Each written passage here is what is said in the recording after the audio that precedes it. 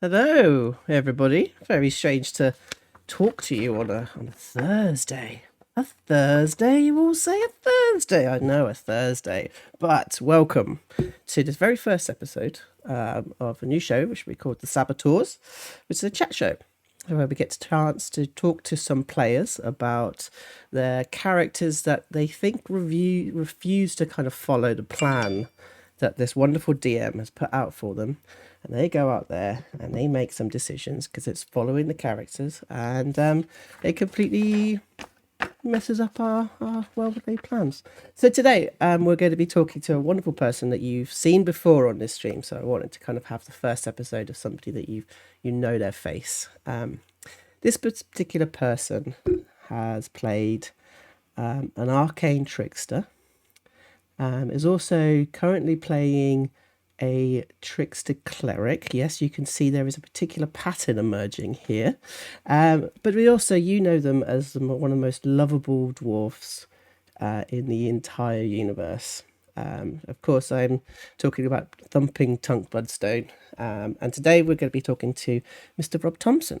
So, hello. Oh, okay. Well, it's like, oh, hi there. I wanted to do one of those like cheesy family sitcom entries, the turn and smile. Oh, please do it now. Let's Yeah, just do it now. that's what I want Okay. to do. I want to do like I'm at a barbecue or something, and I go like I'm drinking. Mm. Hey, Rob. Hello, Joe. How are you? I'm all right. Firstly, thanks for coming on. You're very welcome. I really appreciate that. I mean, I see you, 3 times a week now? So often, yeah. So I often. speak to you more than my own mother. It's probably true of mine. My mum watches this and She means that watches the stream. she speaks to you probably more She than, does. than anybody else. But yeah, so you I've come here to talk about certain characters and your particular kind of approach to them. Yeah, Now, of course, you're an actor. I am. Yes. Yes, you're an Yeah. actor, so you're kind of used to kind of making characters. And Yeah. I yeah, mean, I think it's definitely slightly different in this sense because I get to make up characters that I would like to play rather than being like, um, man with water. Those like shitty one-liners. We have to go, oh my God, he's over there or something. or So, turn and go, yeah. oh, Yeah. And so do you kind of find, because of obviously taking that approach from creating characters for your professional life, and then creating something for fun and play? I wondered if was probably some sort of crossover there that we're probably going to discover and talk about a little bit, I Yeah. guess. Uh, Do you find that you kind of do crossover a little bit with your acting life and role play life, should I say? yes. Um, I do. I've done a lot of work in like immersive theater and improvisation. So there is definitely the two things bleed in together extremely well because they're the same thing. Mm. Um, when like creating a character, um, a lot of the same things you would do for a professional role, you would do for this as well, or at least I have approached it the same way, which I've found helpful. So, like objective being the kind of simplest of that, which is just what does your character want, and you would do that regardless of whether you're doing it for D&D or for a play or a show or something like that. Just really simple. What does they want? How can they get it? Um, just you think about it as you think about yourself. What do I want? What do I hate? These kind of things, and those Mm. things are sometimes I plan beforehand, and sometimes I discover along the way. Mm-hmm. But they're very similar. Because in D&D, obviously, you have things like personality traits, ideals, bonds, and flaws, which, as you say, are very similar to kind of objectives and super objectives and things like this. And Yeah. so, do you kind of try? I suppose it's the first real question. Then, really, is actually when you create a character for D&D, like what for you is like your first consideration? Is there something like, do you think, oh, actually, yeah, I'd really like to play a rogue, or is it like, oh, actually, I really want to play a thief with a dark past? Like what's the kind of your first consideration?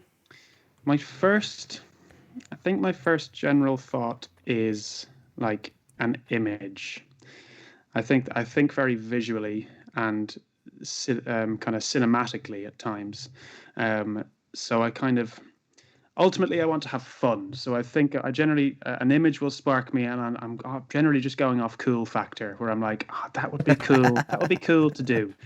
Um, I know that from where we first started, and for those watching, um, I only started playing D&D at the start of this year, but because of lockdown and everything, I have played it solidly now twice a week Mhm. for 7 or 8 months.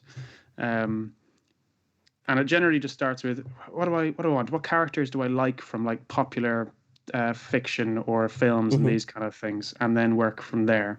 Because What's that's quite a popular way of doing it, isn't it? It's I think like, so. Yeah, I think it's certainly a good place to start, and then once you've done that enough times, you can then start to generate your own original ideas that may be taking elements of some other stuff, because I think that like nothing is actually original anymore. Every character has bits of other characters in them, and they're just kind of spliced together. mhm. um, but voice is probably the biggest thing for me. Voice determines everything that I've planned before, usually goes out the window when I open my mouth for the first time and the voice of the character comes out. Yeah, yeah. I mean, so you don't. So for you, then you don't really think about mechanic like, oh, I'd be, oh, I want to try spells or anything like that. You just literally think about like, what sort of things from pop culture do I like? Um, uh Mechanic comes into play. It certainly did to begin with Cash, that I'm oh, sure we'll go on to talk about yeah, yeah. later on. But do not Um, worry, we're gonna have a nice long chat about Cash. Wonderful, yeah. That's the saddest cat in history.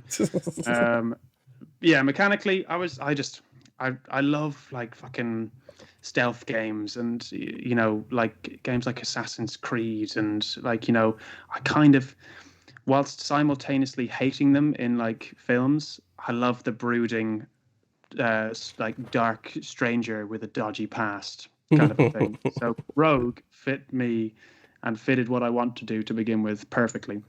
Um, but I think that as a new player, when I first started, I wanted something that I could just learn the mechanics of quickly, and the fighter types are generally easier to learn than doing a full spellcaster straight off the bat. Um, but I go for more flair. I think I just go for fuck it. I'll figure this out. I'll figure the mechanics out. As long as I like playing the character, then the mechanics will come next. So it's not like, I know that there's a term which is mid maxing, Yep. which is an idea of, oh, okay, what is the type of character or combination of classes or combination of race and classes that will allow me to have the most amount of damage, Sure. Yeah. which is not something that you do then. It's something I've definitely come across because since falling into this D&D pit of joy, um, I have done a lot of like Reddit searches, and there's like a website called like RPG Stock or something like that, where some person has um, basically figured out how to min max every character, race, and class, and all these kind of things. So it is. I do look at those things to kind of look at what races and classes go well together. But I actually took something out of your book when we've played together, which was go against those things, and you'll find it's often more enjoyable. That sometimes, even if the race doesn't complement the class, you love the character so much that you don't mind if they fail at Yeah. something. It took me a long time to get over the fact that Kash, for example, as my first character, he wasn't always going to do really cool shit. He would certainly try, but I would find it painful when he wouldn't. When actually, it if you work it into character and you're able to like kind of role play with it, those are actually beautiful moments when you failed at something.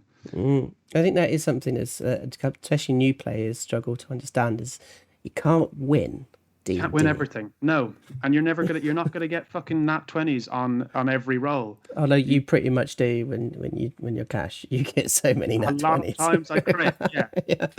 but then that builds up my expectation to then be like, don't worry, guys, I got this. And then I just fucking destroy it and fail miserably.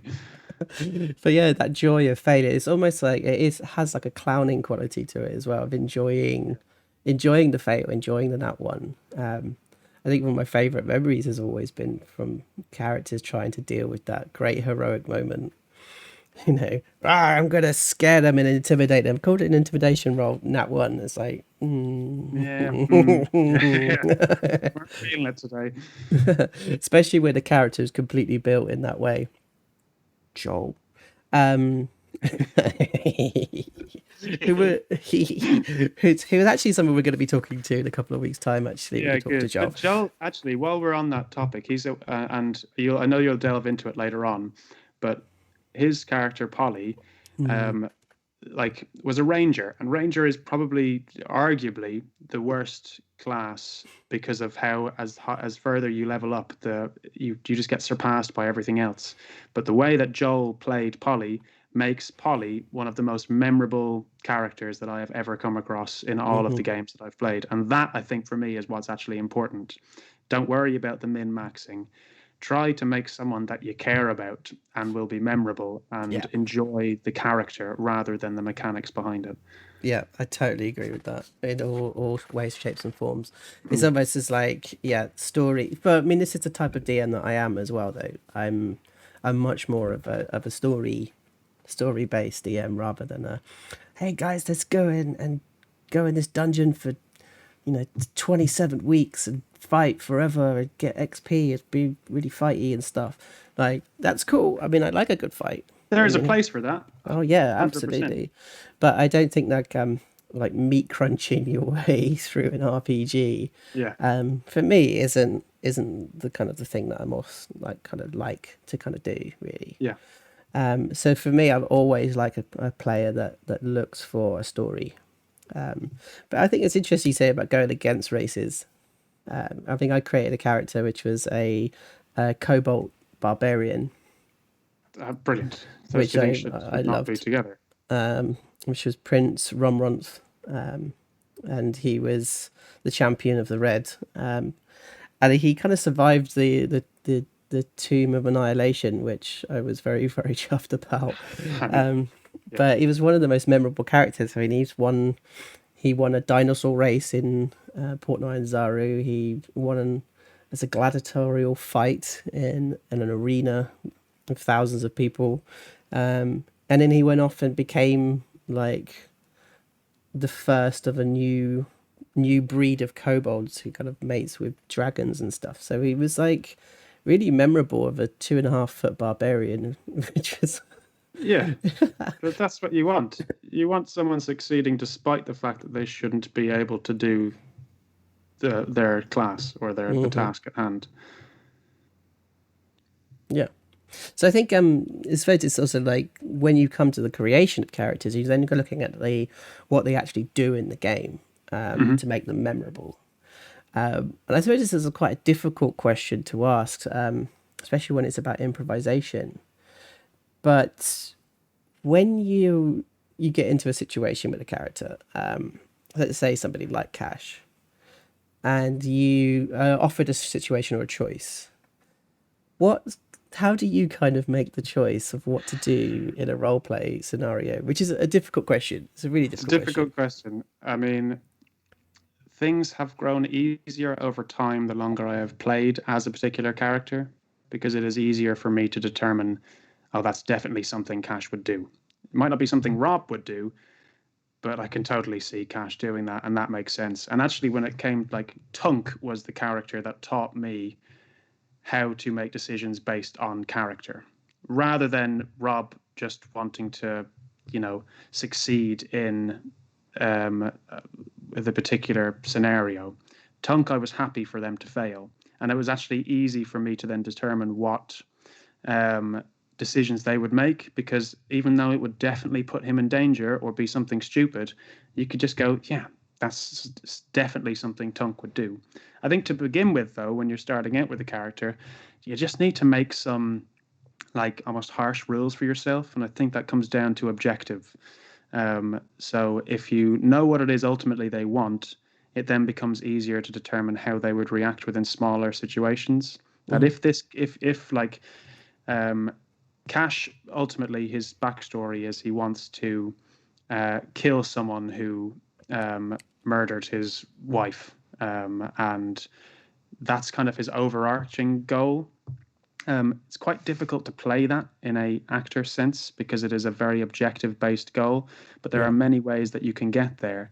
And so the route that I've been taking with Cash is try to gain enough power to put myself in a position where I can then achieve that objective goal. So if that means stealing, if that means killing, if that means lying and cheating and all those kind of things, well then it's do what you think serves the character at the time. Sometimes I fucking surprise myself though, and I go, "Oh no, I've said this thing now, and my mouth moved before my brain did, and now I'm in this pickle." But Hmm. that's okay because we're all fucking human, and if you imagine the character as a three-dimensional person, they're good. You constantly do shit that surprises yourself, so allow for that as well. Hmm. It also just gives a bit of chaos and a bit of joy to Love your chaos. own plans. Love the chaos. Yeah, Yeah. yeah. Can you give us an example of like a moment where you've done that, where you've gone, fuck, actually, I've gone the opposite, like, I don't know, picking up food from a table or something?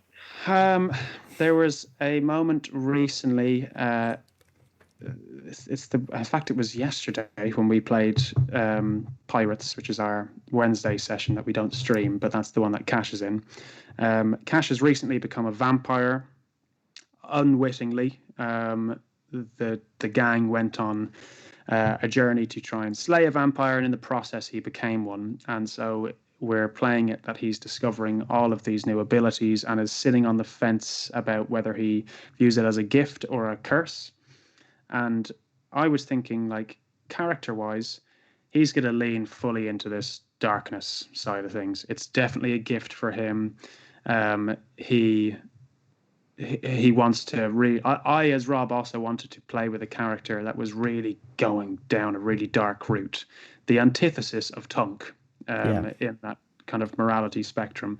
Um, but on this journey, uh, we had found ourselves in like the Blood District, which was a part of the city where vampires had kind of claimed as their own little section. And on this street, there was a like pub or a tavern that was called the Innocent.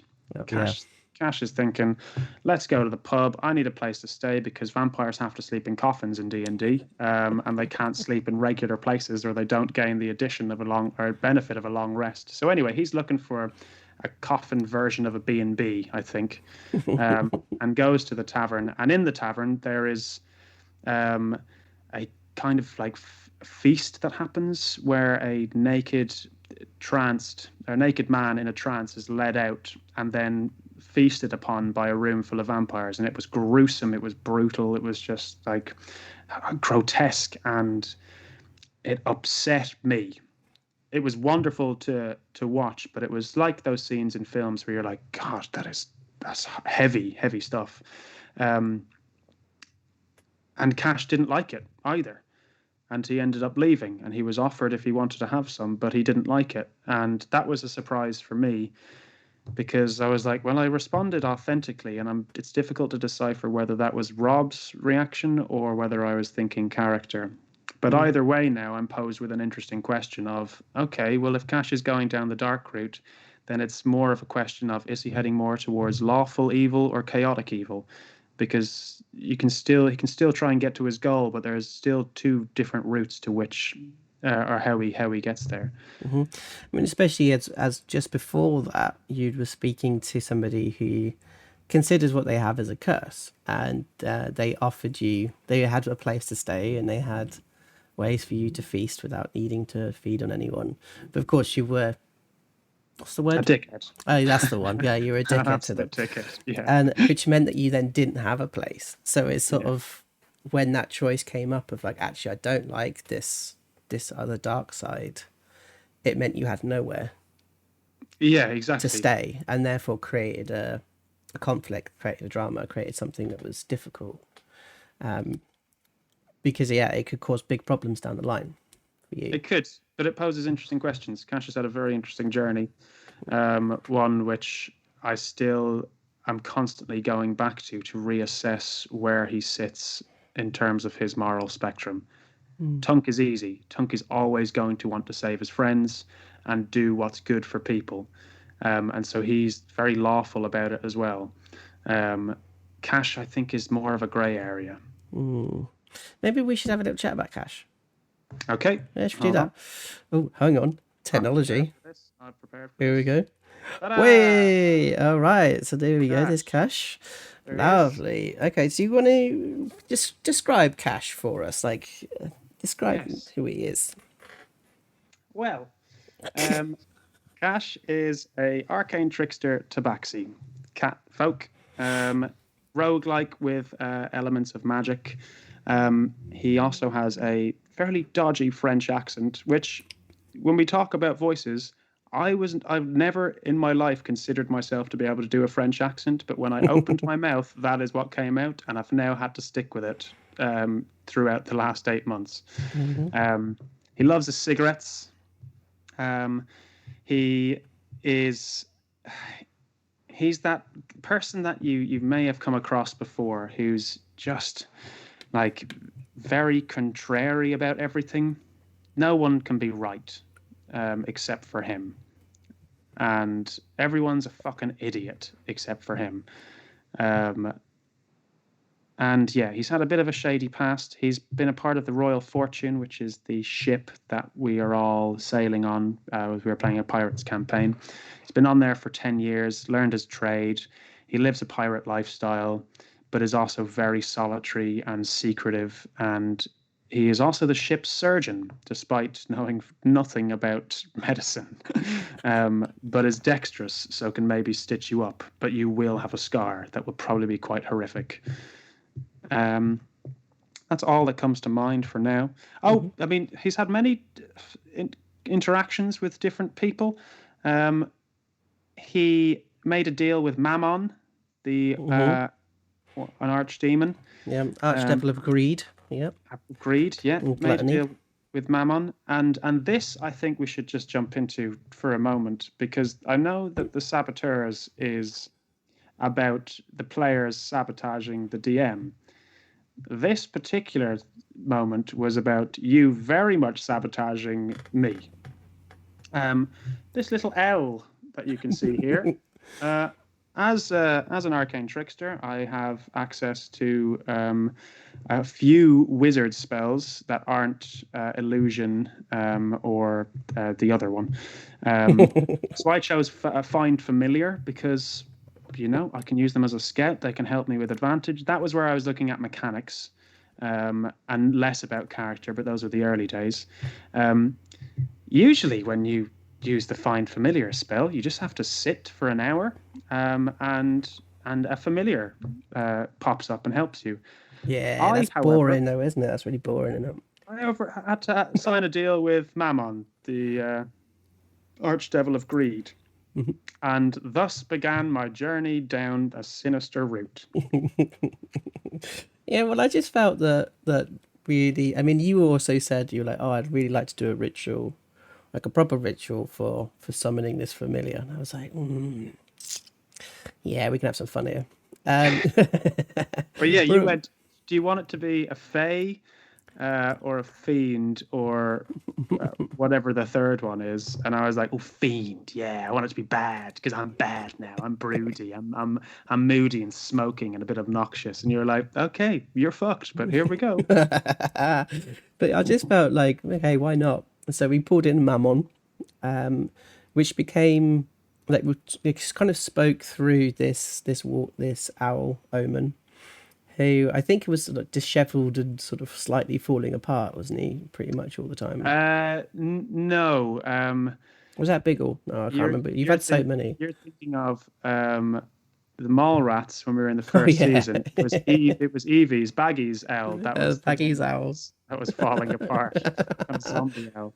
Omen was just like a demon owl, massive, like kind of black voids, dark eyes, for holes, and was almost like more of a dickhead to Kash than anyone else was. Yeah. But that created beautiful companionship, that the two of them hated each other, but they were bound together through this demonic bond. I mean, I think there's an interesting thing there because that kind of showed a side of darkness that I think Kash then started to reject, really. Because we went along with Mammon for quite a while, until you ceremoniously, found a way to kind of destroy his power over you. Yeah, So essentially, the guys are kind of come into a town called Bastion Bay. For the captain, it was a Captain Morosa, who was also a worshipper of Mammon at the time. And you'd been kind of introduced as two people that had been part of this, but Mammon tricked you essentially into a cage. And then what did you do, kind of, Kash, with that? Because you kind of stepped out of it, I mean. well, I remember speaking to you about. We had spoken before. I was asking where Kash was going to go, and we were talking about thoughts and ideas. And I remember just being like, "This deal with Mammon hasn't served me at all. I'm doing all of these things, like murdering innocent people and stealing, and like have this complete internal subplot going, but I've got fucking nothing from Mammon for it.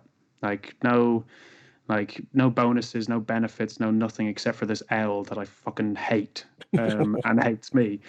And so I was talking about like testing Mammon and actually testing if the power that Mammon says they have over me, over Kash, was real. And at that stage, I think Kash was very much like, I have nothing to lose anymore. I have no wife, no loyalty to this ship anymore. And when Kash was then trapped in this cage and Mammon presented himself, Kash just walked through the cage, and it turned out to be an illusion. And through that, all of the threat of Mammon disappeared with it, because Mammon actually held no power over Kash. And so that was where they parted. Yeah, because actually there was a part of that which I was bringing in, which was this idea of the fake currency. So Mammon sort of mainly is worshipped through gold, but this particular economy was being flooded with fake gold. So the only gold that he was actually getting as part of his offerings from his servants were all fake gold.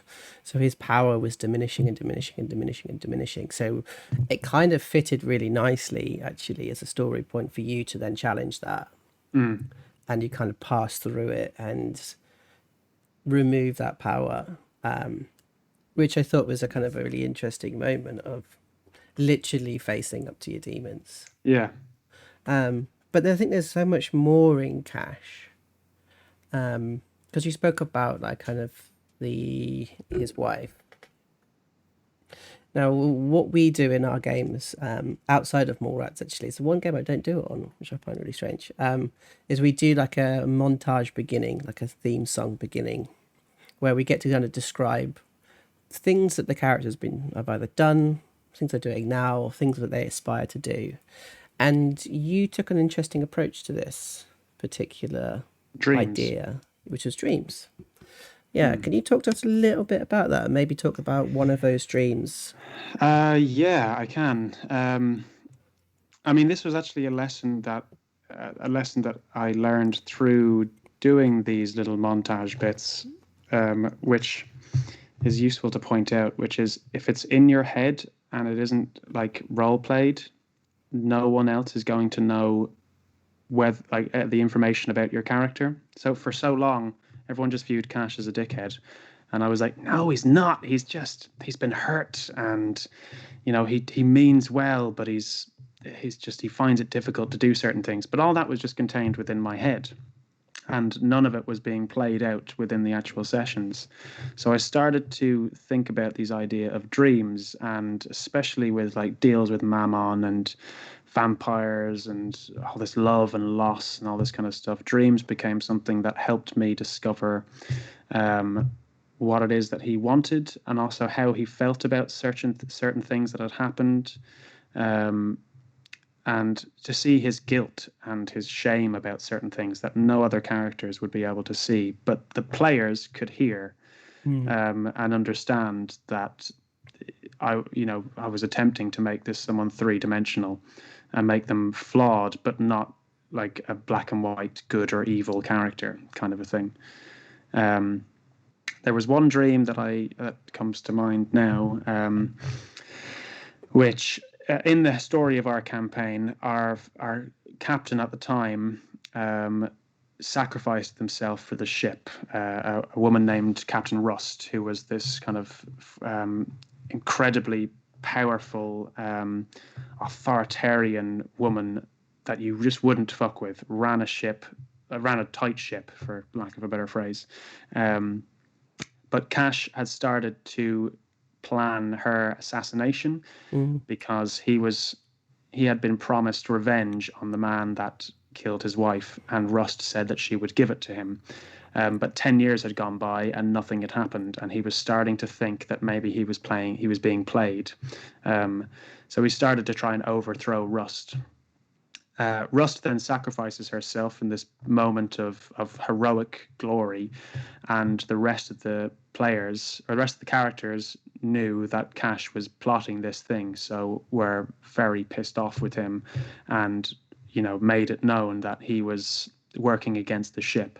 This dream sequence that happened in one of Kash's opening was like through, his dreaming of like a room that was on, like his old house that was on fire.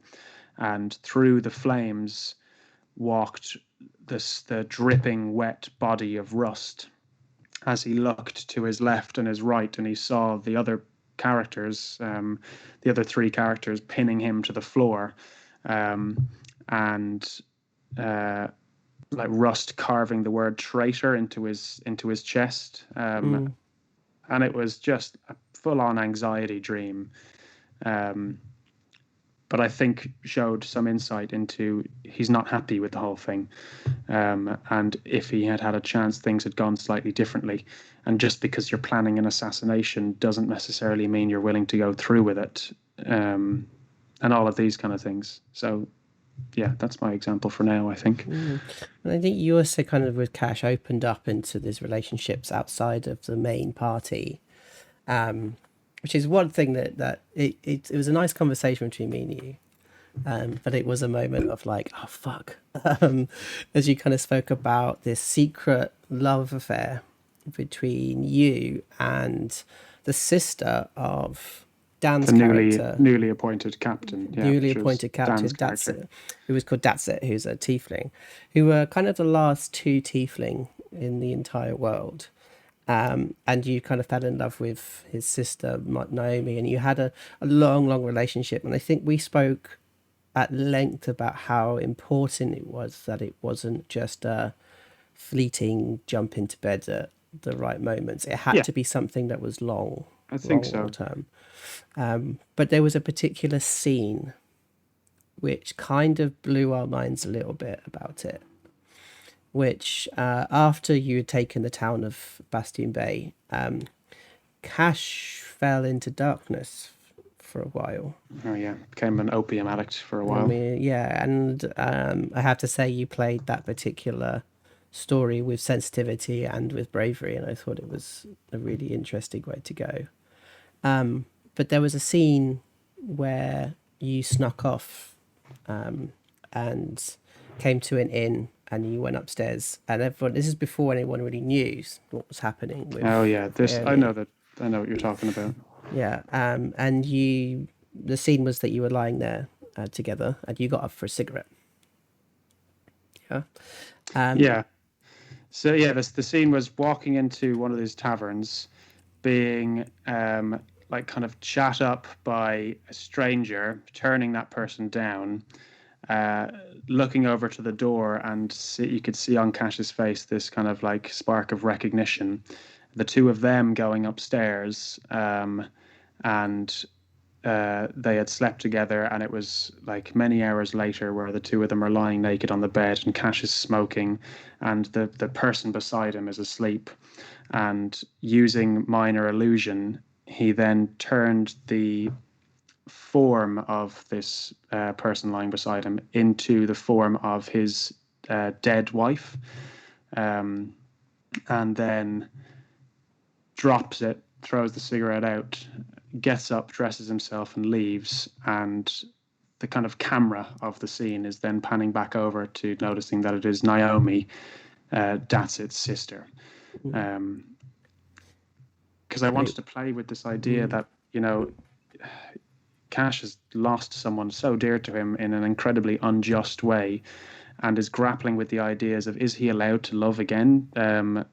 And can he let go of the ghosts that still haunt him for somebody like Naomi, who is incredibly pure and kind and compassionate, and could be the remedy for Kash's kind of bitterness and anger.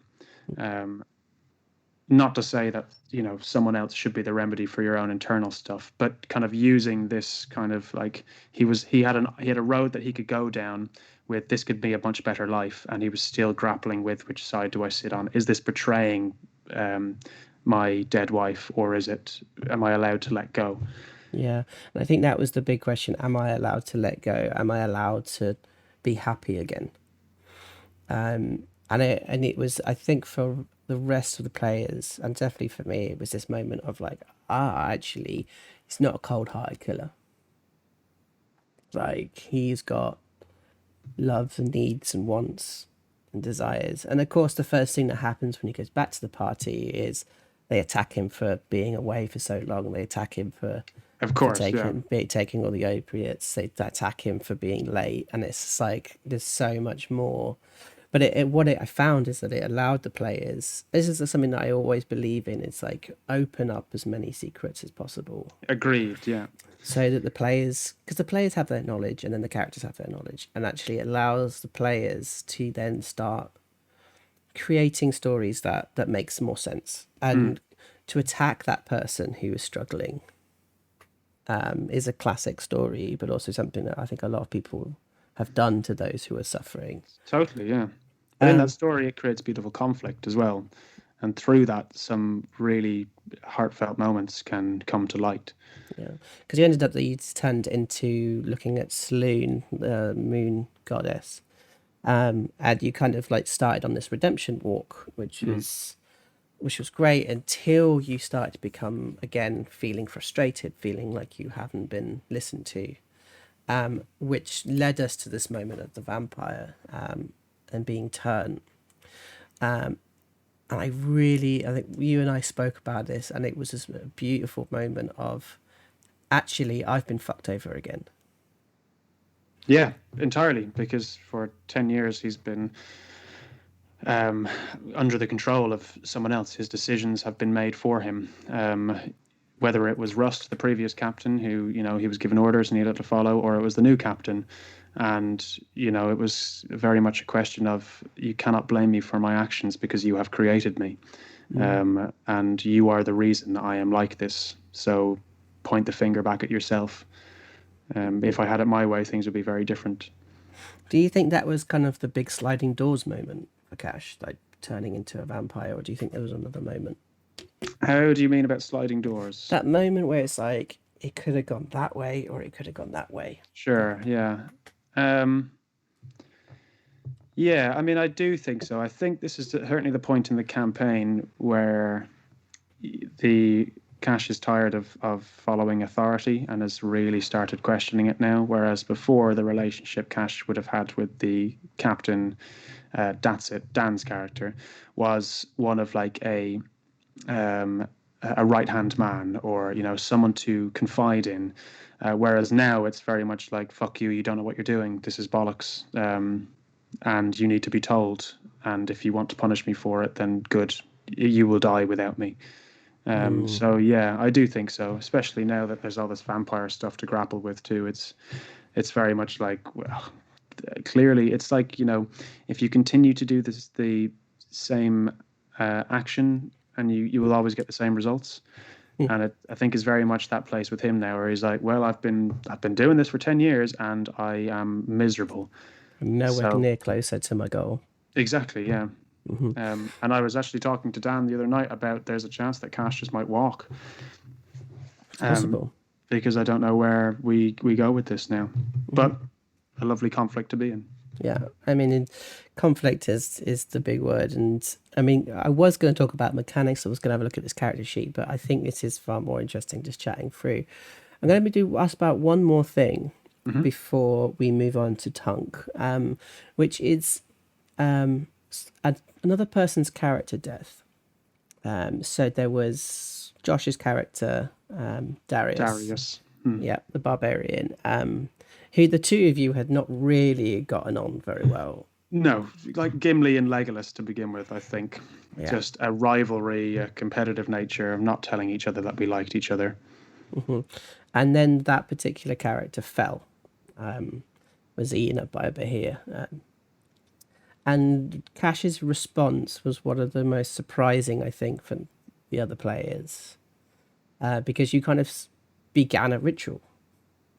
And you dragged their body from the tomb all the way up through the city, and then use walk on water to walk them into the sea, and then drop them into the sea and give them a proper burial. But you refused to acknowledge anybody else, refused to heal, refused to do anything. Can I ask why you did that? I think that it was a lesson that I was trying to play out for Kash, which was real guilt surfacing, and certainly feeling like the character of Darius in Kash's mind should be the one standing, and Kash should be the one that fell, because it was unjust and they didn't deserve it. And Kash has done some terrible things, and yet Darius is the one to fall. And the response of Darius's death, which was very much like the death happened, the boss was beaten, the doors opened into this like shining room full of golden things, and the other players were very much distracted by it and were walking into it, and Kash just thought it was just so it was a real spit on the corpse of a soldier, or someone who had backed the captain and the ship to the hilt and was willing to do anything to see it prosper, and then to abandon their now kind of corpse so callously in favor of this door, or in favor of this room that held like significant plot, like secrets and progression. But he was livid and just thought, fuck you all, this is not loyalty, this is disgrace. I mean, but it was also an interesting thing of then disregarding logic, because I think Joel's character turned around and were like, the logic is that we can't move their body yet. Yeah. And Kash's reaction was like, well, fuck you, I can carry him. Yeah, and don't help me. Yeah, don't help me. That was a really interesting part of it. Don't help me. Yeah, and it was a struggle, and it was, trying to carry a very heavy barbarian on my shoulders. Took Kash significantly longer to get out of the dungeon, refusing help along the way, and taking Darius out to sea. And I think that was an interesting one for me, because it showed me, it was like, yeah, Kash fucking loved Darius. Couldn't tell him, but I remember even the line that I said, that I was almost saying in jest but rang true to me, which was like, Kash went, why does everything I love die? And it was really feeling like that for that moment. For any time he starts to respect or love someone, they end up being taken away from him. And so I think Kash wanted to give him the proper burial that he deserved as a champion, and just show him that he mattered. Yeah. In death as much as he did in life. Because you've given his name to your bow now. Yep. Which was given to you by Salute. But also, it's like, that's given me weapons. of that line of "Why is everything around me that I love die?" And it's like a constant fear, I think, in your mind that at some point I'm going to take Naomi away from you. Wholeheartedly, yeah. Yeah. But I know that will be the point when Kash will die soon afterwards, because, like Tunk finding out his family were killed, Mm, Kash will react recklessly and chaotically and will go out fucking swinging. But that's, I think, the point that Kash does something he cannot return from. yeah. Actually, let's talk about Tunk. Actually, now that we're moving on. All right, let's All get right. to a happier character as Yeah. I switch over to Tunk. Tunk. Hey! There was one question I had Yeah. for Cash, but I think we're going to leave that one, and I'll type it All up right. later. So can you do the same thing for me? Could you just describe the wonder that is Tunk? The dwarf that has melted my heart. Thumping Tunk Bloodstone. Tunk is in love with the world. He he loves and finds joy in every blade of grass and the sheep that eat it, and buildings and people and games. And he is, in his heart, very much retains that wonderful childlike quality that I think so much of us sometimes worry whether it is still there. Tunk doesn't get beaten down from the world. Tunk, even in his low moments, finds positivity and silliness in all things. He is deemed by some people to be a little bit slow, a little bit stupid, or a little bit thick, but I think has wisdom that is sometimes surprising, and wisdom beyond his years and maybe like IQ, in a kind of like on paper Yeah. sense. And yeah, he's fiercely loyal. He is emotional, incredibly emotional, and will consistently put his life at risk to defend those that he loves and ideas that he stands by. Um, that is Tunk.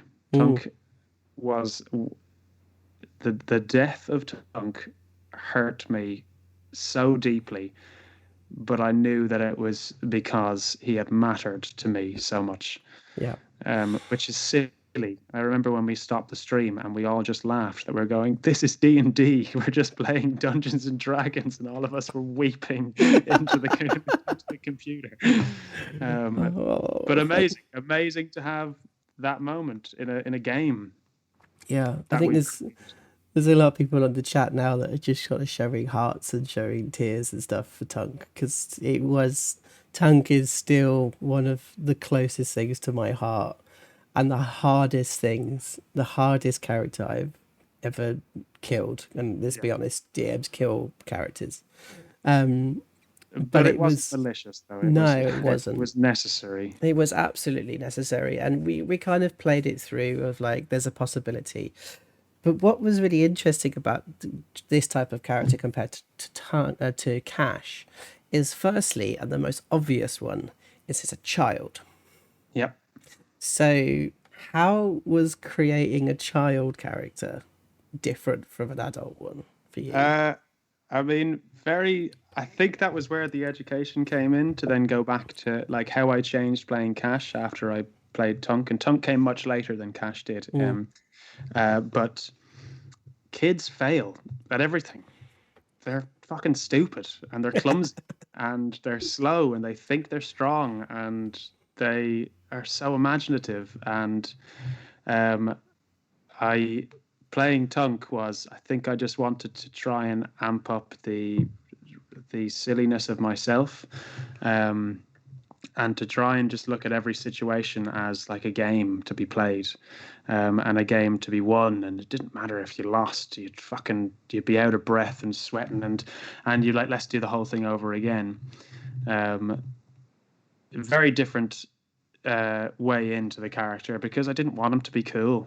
mm, I wanted him to be fucking lovable idiot. yeah, Um, but again, I looked at, I was thinking about images and like Groot and like Kronk from Emperor's New Groove, and like, just a fucking idiot, but you goddamn, you love him to bits. Yeah. Like he's so pure. Yeah, so pure. I think Bevins describes Heavens Bevins that's worth watching now describes Tunk as the Labrador.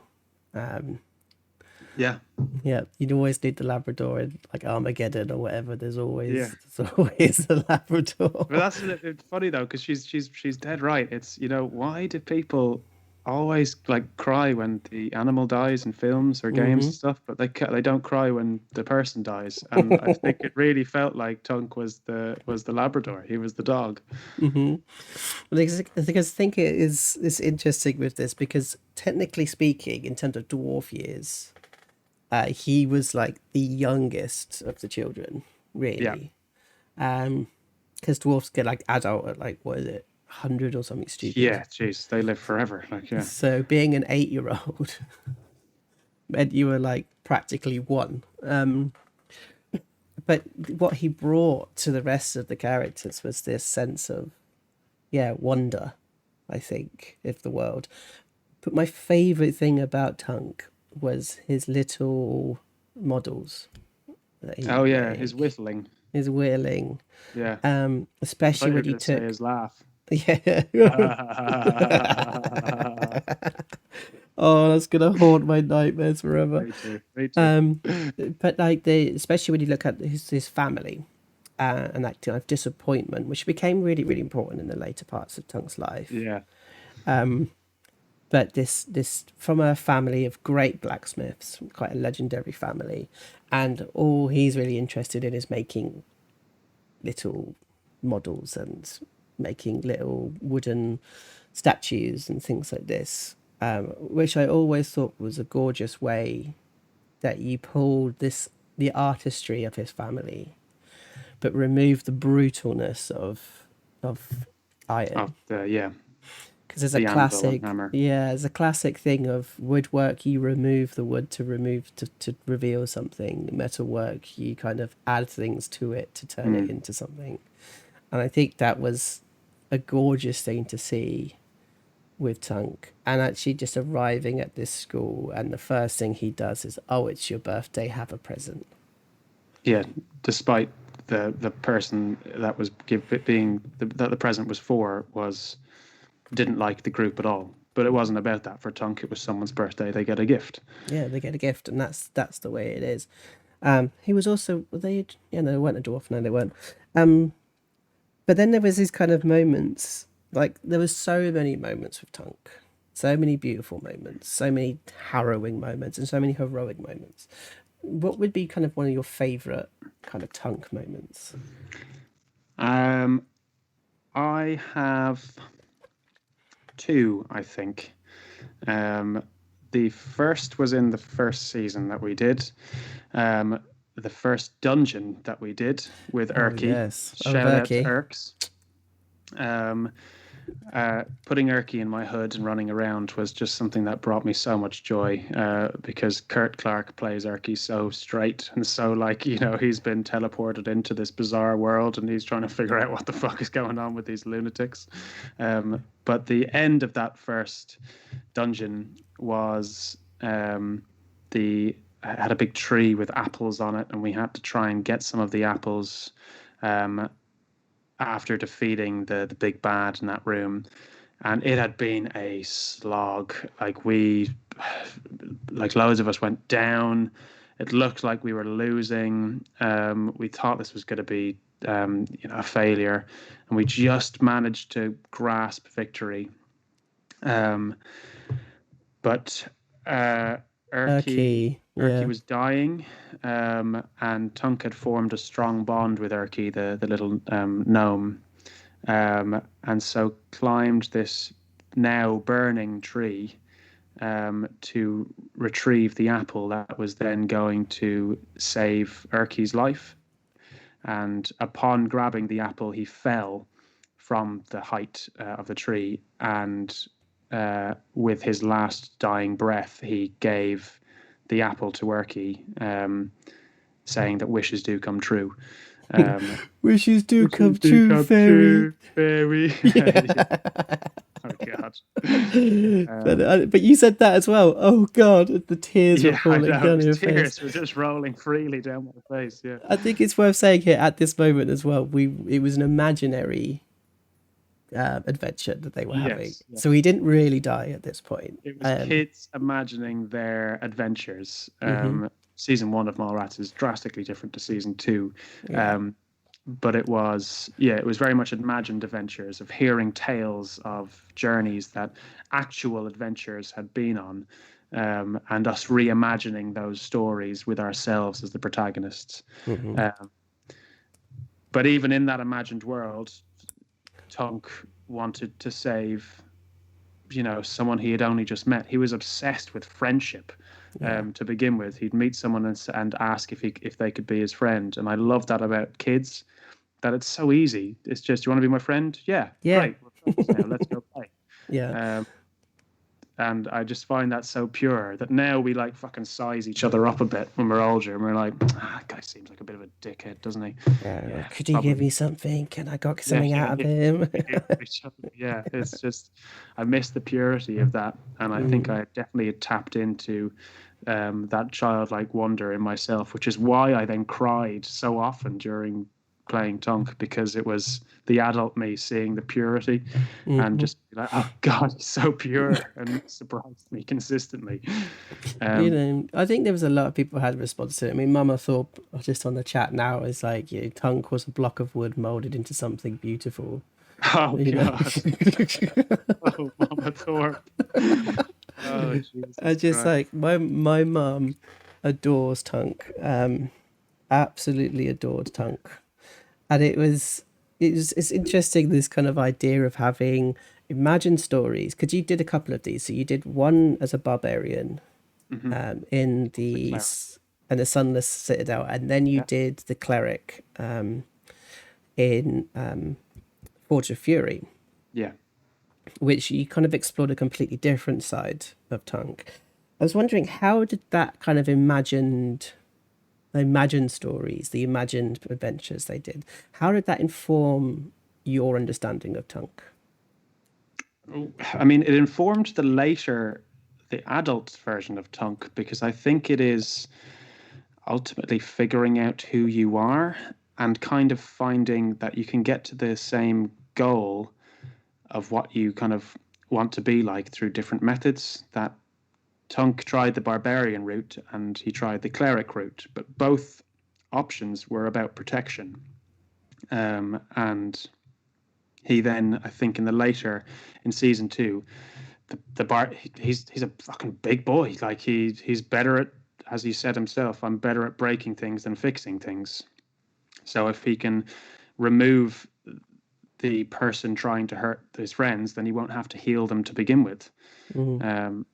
So I think that was very much it, and it was interesting to explore because it was life and death, and these kind of like big concepts being grappled with in season one, and how the kids were responding to it without necessarily understanding this kind of magnitude of the topics. But later on, I think in how that informed Tunk as an older character was more anger. I think understanding anger more, but channeling it into a more like wholesome direction. That I will use my anger to defend you, and if you are upset with me because of that, I will get angry because you don't understand I'm trying to defend you, kind of a thing. Yeah. Yeah, I think it's, as well, as interesting of looking at coming out of the barbarian phase, the first barbarian out of Sunless Citadel. You came out and then you challenged the teacher, a really powerful teacher, to stop hurting your friends. Which is that kind of the way that Tunk moved from being this kind of quiet, laughing, silly kid in the background, ridiculed a little bit by the other kids, to like, actually this person is someone to respect, who's willing to stand up for things. And I think there was no way in my mind that Tunk would ever be evil in any way, shape or form. No. He stands for something pure and something true. Because even when you played as the cleric, you had this like, I think everybody, for some unknown reason, it suddenly turned into that it was Tunk's adventure. Tunk, yeah, that he had assembled the group. Yeah, and it became that you were the leader of this group. Yeah. And there was this real like moral moment where you found all of these kind of tombs, this tomb of all of these dwarfs, and Oshi wanted to nick stuff out of them. And you had commanded that these bodies need to be left as they were. And I think she then tried to open up. She tried, yeah. And it was just down to the roll that she didn't end up doing. Didn't do it. But then it meant that what happened was the rest of the party dished out the punishment instead of Tunk, which was, that's not acceptable. We walk away from you for a bit. And it wasn't malicious. It was this kind of like, that's not what we are. That's not what we do. And it was never spoken of, but there was a feeling from Tunk that you shouldn't. And then you kind of lost your religion for a bit, really. Yeah, because Oshi died in that dungeon. Yeah. And you know, despite being upset with her before, he still didn't want to see her go. And it was very much, you know, Tunk and Moradin, who's a dwarven deity, who he had sworn fealty to, and it was his god. This idea of, you know, why are you playing me? What is this? You're abandoning me when I need you most. Why are my friends dying? Why aren't you helping? And so he then abandoned his god for a while, which took away all of his spells, which as a cleric are rather important, but great for story of trying to find that again. And it was found relatively quickly. I think for me, I think I was trying to get my narrative to match up to the mechanics that I did also require back again. Because otherwise we were just going to die. There was no healer. We were one member down. It was like, otherwise we're doomed. But the finding that again and the understanding that it is the balance and order to life, and that some things have to go and some things have to stay. But there is always going to be death and rebirth. Yeah, it just happened that the next room, literally, I think it was about 3 or 4 rooms later, just happened to be a church, a temple in the design of the dungeon. So I was like, well, this is a perfect time for this to come back. But then you kind of made this huge mistake later on when it came to life and death and balance and things that should be left. Where the first time you sort of brought a dog back to life for Dan's character, Pups, which he was grateful of at the time. At the time he was really grateful for, and it was a beautiful scene of this dog coming back to life and licking his face, and it was all wonderful. But later Pups fell fighting a dragon, and you as a life cleric kind of went to revive him, and something kind of surprise happened. And this was something of, again, this is DMs as saboteurs, I suppose, but I suppose we're trying to kind of create conflict, to create story of Pups being in somewhere good and being somewhere that he wants to be. He was happy running through the internal hunting grounds, and is just about to take this hunting shot, and then is brought back to this death and destruction once again. Yeah, it was Buffy the Vampire Slayer. Yeah, absolutely. Her back and being miserable. You've returned to this horrible existence. Yeah, exactly. And what was interesting, it was like, it was a moment, it's also a moment for me as a DM of like, oh yeah, like good religion, good things aren't always the best things. And actually that then carried on into the children stories, because you'd imagined it, and then Pups was like, I'm really pissed off with you. Why would you do that? Oh, it was heartbreaking finishing that dungeon and then snapping back to the kids' reality, not the imagined reality, where there was just this huge divide between the party, because Tunk thought that he was protecting the group, and Pups thought that, you know, you should have left me. I was happy. You don't get to decide everything, Tunk. And again, that was a nice lesson, I think, for Tunk playing it later on in the later seasons. I think Tunk he knew his role within the party, and that was generally the I'll hit stuff if you need me to, but Mm. I'm not going to look after the money. I'm not going to make the plans. I'm not going to do these things because you guys know how to do that better. And I'd say that was probably come from that first season when we finished the dungeon and Tunk had made a big decision that had gone terribly wrong for his relationships with people. Yeah, yeah.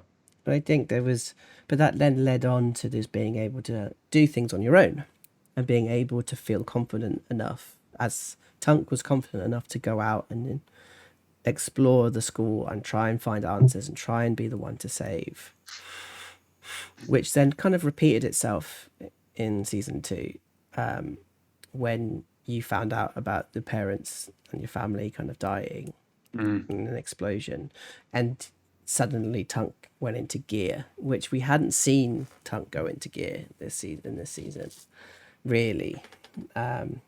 He'd been there to kind of jump into fires. We've seen him save people, save children, pick up a quarter-ton machine and try and jump out of a window with it. That was my second favorite Tunk moment, by the way. But this going to the gangs, the Blades, and saying no more, the I will not bow moment was for me, the hero emerges Yeah. kind Oh of. God, what could have been? What could have been. What could have been? But I think it's worth us talking about a little bit about character death. Mm-hmm. So you've experienced character death in the kind of nonsense of the imaginary. And you killed this guy called Datma, who was a dickhead. But you, Theme with emerging. Tunk was something else, was something very different. Can you talk us through? This is going to sound really bizarre, but the feeling at the moment you knew that you thought that that was it. Tunk's going to go. I mean, that last week's episode, or this week's episode, This week's episode. Monday Yeah. just gone. I think I knew about like a quarter of the way in, maybe up to half the way in. I knew that Tunk had to die, and whilst I was very saddened by that because I had so much excitement for where Tunk could go, and I kept visualizing up until that point, like, what's he going to be like when we're actually, like level 3, or when we've left Waterdeep and fighting big bads elsewhere and stuff. And I was like, I can't wait for that. So it was grappling with the loss of my expectation of what could come later, but also knowing that this was for the greater good. This is what Black Star Lane needed and what the gang needed. And it did upset me. I mean, I think that was evident. I was crying for a lot of that episode. But there was a strange sense of peace when it came to the end, where I just wanted to give him a good send-off, and I wanted him to stand for something more in that group, and have a similar effect, just to bring it back to Kash for a moment, have a similar effect that Darius, who we mentioned earlier, had on Kash and had on that group, that he still lives on through that group, if it's through the bow that Kash uses, or maybe a ship becomes named after him or something. I wanted Tunk to affect these characters in a way that he couldn't do whilst living. And I felt that was achieved, and had to just try and get excited for what this would actually, what the effect of his death would be. And there were so many things that his death will cause now, that I had to just focus on that this is good for the street. This is brilliant storytelling, and I am fucking here for it because I care, and I'm weeping, and I love it, and I hate it, and very mixed bag of emotions. But I'm now just looking forward to what's Oshie, Pups, and Baggy going to do. What's going to happen on Black Star Lane? This is going to be the fuse that lit the bomb, kind of a thing. And fuck it, Tunk would have done that. He Yeah. would have gone down to save the street, to save the group. And he's like, I felt it so like almost poetic that, the very first dungeon that we did in season one and how Tunk died were mirror images of each other. And I thought that's how he has to go. Mm. That's a warrior's death in my opinion, and one that he deserved. Yeah, I think there is. This is a thing, and this is a big tip for players. Actually, is don't just do what your character would do. It's like do what you also think would be a good story, and I like think story through and through.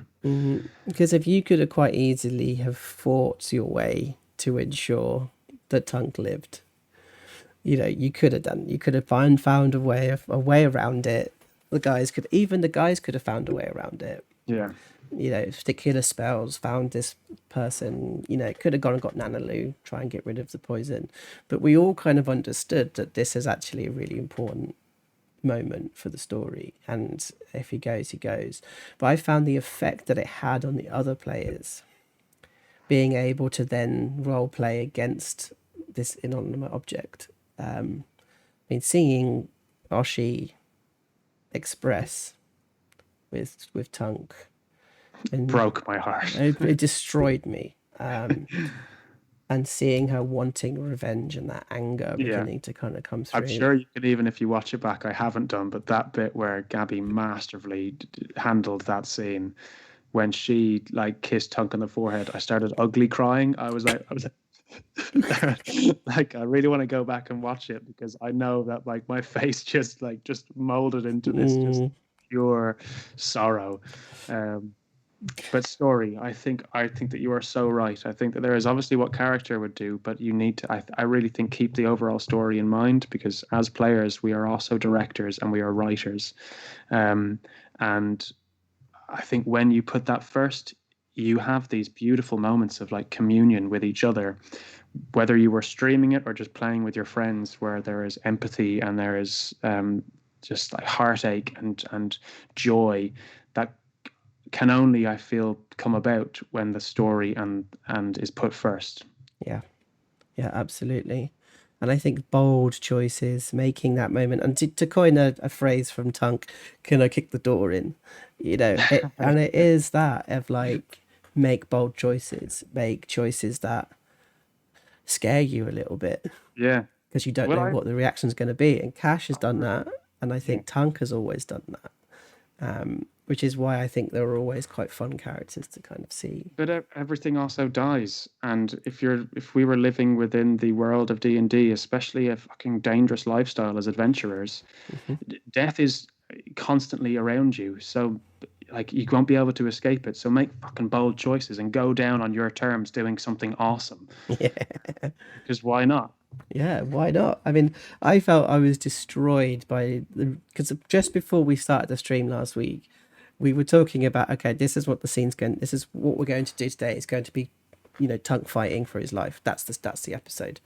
And then Dan was like, oh yeah, I forgot I sold his soul, didn't I? I was like, oh god, I forgot about that. Yeah, I know. So it was like no matter what happened, it was going to be a horrific end to this wonderful character. But it's now given me some more things to think about. Is there another redemption arc that we can kind of pull in, like a couple of seasons down the line, like a way of sorting this or not? Do we leave Tunk where he is and carry on? But I think something you had a problem with the first season, and I think you nailed it, was this idea that there was no stakes because it was imaginary. And then the feeling that actually this is dangerous because we could lose our lives. Which is why I think, it mattered to me. It mattered because it's like trying to play a video game on God mode. Yeah, it's only enjoyable when there is threat of danger or death. And I think that we have really made this season 2 a really heartfelt journey that I feel is relatable.